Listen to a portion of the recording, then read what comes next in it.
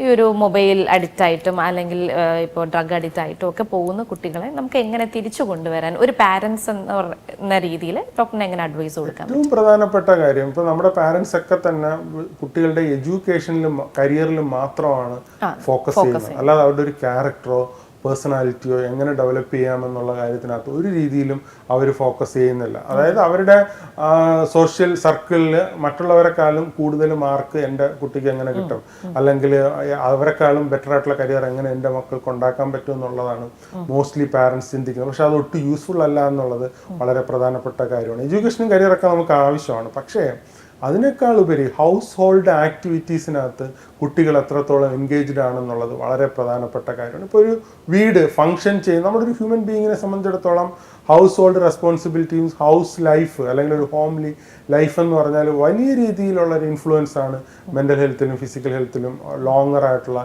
ലൈഫിലും ലോഞ്ചിവിറ്റിയിലും എല്ലാം തന്നെ ഹെൽപ്പ് ചെയ്യുന്നത്.